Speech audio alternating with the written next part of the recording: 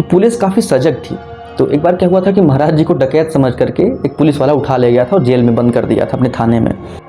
तो अगले दिन सच्चों ने फिर से बढ़िया सा ताला वाला मारा। रात में फिर यही हुआ और इस बार दूसरे दिन तो महाराज 3-4 बार बाहर आए और फिर से अंदर जाके खुद से बंद कर लिया अंदर। दोस्तों, बाबा नीम करौली के पास कई सिद्धियां थीं, लेकिन उनमें से सबसे इम्पॉर्टेंट एक सिद्धि जो थी वो थी माँ अन्नपूर्णा की सिद्धि। कई घटनाएं ऐसी हुई जब नया मंदिर बनाया गया तो वहाँ पे जो लोगों को भोजन कराया गया, या फिर बाबा नीम करौली जब अपना स्थान चेंज करते थे, कभी किसी मंदिर पे रुकते थे, कभी दूसरे मंदिर पे रुकते थे, तो वहाँ पे जब भोज कराया जाता था लोगों को, तो खाना तब तक नहीं ख़त्म होता था जब तक आखिरी व्यक्ति वहाँ पे रुका हुआ खाना ना खा ले।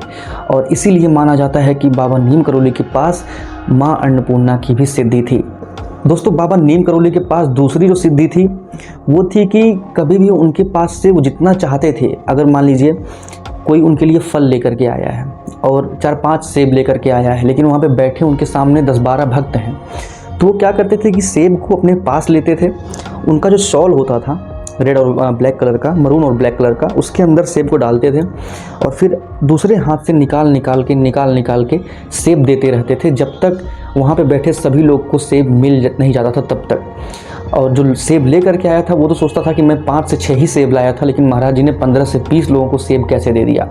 तो एक ये सिद्धि थी महाराज जी के पास, जब वो किसी चीज़ को बना सकते थे खुद से और उसको ख़त्म नहीं होने देते थे।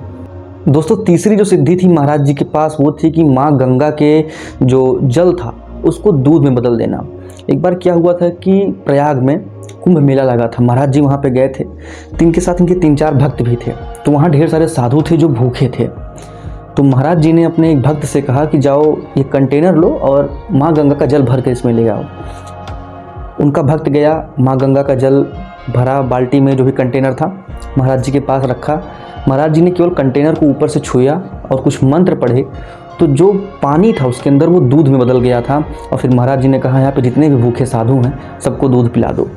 दोस्तों, एक और घटना है जहाँ पे महाराज जी ने खाली कंटेनर में अपनी शक्तियों का इस्तेमाल करके, प्रयोग करके घी से भर दिया था कंटेनर को। हुआ ये था कि एक भूमि थी, श्रापित भूमि लोग कहते थे उसको, वहाँ पे कोई जाता नहीं था। तो महाराज जी ने सोचा कि इतनी खाली भूमि पड़ी हुई है तो इसको लोग इस्तेमाल करें। तो वहाँ पे महाराज जी ने कहा कि मैं इस धरती को प्यूरीफाई करूँगा, और यहाँ पे हनुमान जी का छोटा सा मंदिर बनाया गया और लोगों को वहाँ पे भोज पे बुलाया गया कि आज यहाँ पे शाम को खाना मिलेगा, फंक्शन है। तो लोग आए, तो 7-8 कंटेनर घी खत्म हुआ, लेकिन खाने के लिए लोग अभी खड़े थे, घी खत्म हो गया। तो जो बावर्ची था वो महाराज जी के पास आया, कहता है कि महाराज जी घी खत्म हो गया है और लोग खाने के लिए भी खड़े हुए हैं, क्या किया जाए। तो महाराज जी 2 मिनट ऐसे बैठे रहते, फिर बोलते हैं अचानक से कि वो जो 8 कंटेनर बाहर रखे हुए हैं खाली, उनमें से एक पूरा घी से भरा हुआ है, जाओ फिर से चेक करो। तो बावर्ची बोलते हैं महाराज जी मैं सब चेक करके आया हूँ, घी बचा नहीं है। कहीं फिर से जाओ एक बार देखो। तो वो गया तो वाकई में वो कंटेनर पूरा घी से भरा हुआ था। इसमें किसी ने बावर्ची को कुछ नहीं कहा, क्योंकि लोग जानते थे कि ये महाराज जी की ही कृपा थी, शक्ति थी कि वो कंटेनर फिर से भर गया था। वरना लोग ऐसा ही बोल सकते थे कि बावर्ची ने घी चुरा करके रख दिया था और बोल रहा था ख़त्म हो गया। लेकिन ऐसी घटना पहले इतनी बार हो चुकी थी कि लोग जानते थे कि ये महाराज जी का ही चमत्कार है। कंटेनर तो पहले से खाली था, महाराज जी ने अपनी शक्ति से भर दिया था। दोस्तों, अगली जो घटना है वो है, एक बार महाराज जी भ्रमण पे थे। तो होता क्या था कि महाराज जी कहीं मथुरा से वृंदावन, वृंदावन से प्रयाग, प्रयाग से अपने फिर नैनीताल, कैंची धाम जाते रहते थे। तो हुआ एक बार कि बाज़ार में कहीं रुके हुए थे रास्ते में, तो हुआ यह था कि कुछ चोर थे और उनको क्या कहते हैं, पुलिस उनको गिरफ्तार करके उनकी हथकड़ियाँ लगा करके भीड़ में परेड निकाल रही थी मार्केट से। तो हालांकि काफ़ी इंसल्टिंग चीज़ थी चोरों के लिए, महाराज जी सबका दुख समझते थे। तो महाराज जी ने पुलिस वाले को बुलाया कि सुनो, ऐसा मत करो, ये भी इंसान है, अगर इन्होंने गलत किया तो सीधे इनको सजा दो, ये सब करने की क्या ज़रूरत है कि बीच से परेड निकाल रही है। वो पुलिस एरोगेंट था, उल्टा उसने महाराज जी को ही गालियाँ देना शुरू कर दी और महाराज जी कुछ नहीं बोलते हैं। फिर इतना सा केवल बोलते हैं कि ये दिन ही है, कल तुम्हारी भी यही हालत हो सकती है। पुलिस वाला अपने एरोगेंस में था, गाली दे के चला गया। अगले दिन वही पुलिस वाला घूसखोरी में गिरफ्तार हुआ और उसी गली से, जो उसको गिरफ्तार करने आए थे, उसी गली से उसका परेड निकाल करके ले गए थे। तो महाराज जी की बातें कोई काट नहीं सकता था, जो बोल देते थे वो होके रहता था। दोस्तों, अगली घटना जो है ये 1940-1950 का समय, जब डकैती बहुत ज़्यादा हुआ करती, डकैत हर गांव में रहा करते थे, गांव के गांव लूटे जाते थे, तो पुलिस काफ़ी सजग थी। तो एक बार क्या हुआ था कि महाराज जी को डकैत समझ करके एक पुलिस वाला उठा ले गया था और जेल में बंद कर दिया था अपने थाने में। तो हुआ ये कि एक दिन बीत गए, 2 दिन बीत गए। रात में क्या होता था कि महाराज जी गेट खोलते थे। पहले दिन ये हुआ कि गेट खोले, बाहर गए, यूरिनेशन सुसु करके फिर से वापस अंदर आ गए। तो चौकीदार ने बताया कि साहब आप जब रात में घर में चले गए थे ना, तो ये जो अंदर बंद है, ये गेट खोल के अंदर से बाहर आ गए थे और यूरिनेशन सुसु करके फिर से वापस आ गए थे।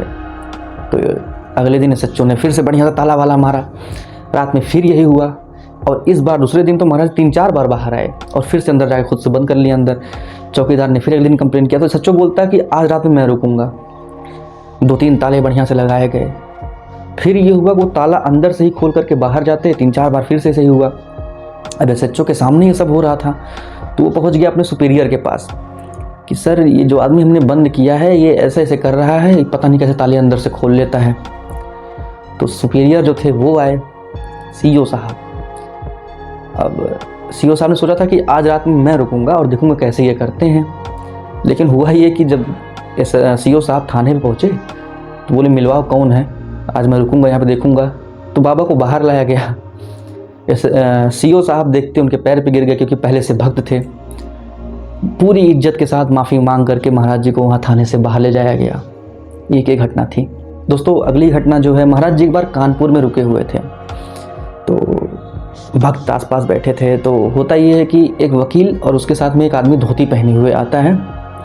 अच्छा, महाराज जी के अंदर एक खूबी थी कि वो व्यक्ति को देख करके जान जाते थे किससे बात करनी है, किसको इग्नोर करना है, कि मेरा प्यारा बच्चा है, किस तरह से उसको बात करनी। महाराज जी उसको देख करके जान जाते थे। तो ये लोग आए, महाराज जी को प्रणाम किया, दंडवत, फिर आके बैठ गए। महाराज जी ने ध्यान ही नहीं दिया और ये लोग पूरा इम्पेशेंट थे एकदम अंदर से कि बात करके ही जाना है, महाराज से बात करके ही जाना है।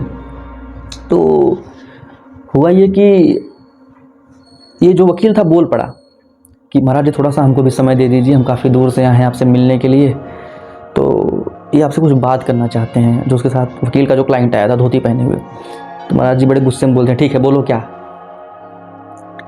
तो महाराज जी एक मर्डर हुआ था जिसमें मेरे क्लाइंट का इन्वॉल्वमेंट था। तो महाराज जी बोलते हैं क्या तुमने मारा है? तो कहता है नहीं महाराज जी। कहता है कि क्या तुम्हारा कोई रोल था मर्डर में, क्या तुमने सब प्लान किया था? बोला हाँ महाराज जी। तो बोले बताओ सज़ा तो मिलेगी। तो वकील कहता है कि जजमेंट लिखा जा चुका है, कल सुबह इनको सज़ा हो जाएगी, कुछ कीजिए। तो महाराज जी बोलते हैं कि जिसको मारा था उसके पत्नी और बच्चों को मुआवजा दोगे, उनका ज़िंदगी भर ख्याल रखोगे, उनको पढ़ाओ लिखाओगे, खाना पीने का व्यवस्था करोगे। तो ये काफ़ी धनी व्यक्ति था, बोलता है कि बिल्कुल महाराज जी मैं करूँगा, मैं उनको कोई कमी नहीं होने दूंगा कभी भी। कहें ठीक है जाओ। वो चले गए। अगले दिन जजमेंट ही बदल गया था, उसको बरी कर दिया गया था और ये सच्ची घटना है। तो महाराज जी इस लेवल तक की शक्तियाँ रखते थे कि जजमेंट तक बदल सकते थे वो। और अगले दिन जब जज साहब आए तो बोले कि इनको बाइज्जत बरी किया जाता है। बाद में उस बंदे ने जिसने मर्डर किया था उसके पत्नी के, तो पूरी लाइफ उनका ख्याल रखा, बच्चे बड़े हुए, पढ़ाया लिखाया सबको। तो ये कुछ घटनाएं थी, और भी घटनाएं मैं आगे वीडियो में आपको बताऊंगा। तब तक आप वीडियो को लाइक कर दीजिए, चैनल सब्सक्राइब कर दीजिए। मिलता हूँ अगले वीडियो में, तब तक के लिए धन्यवाद।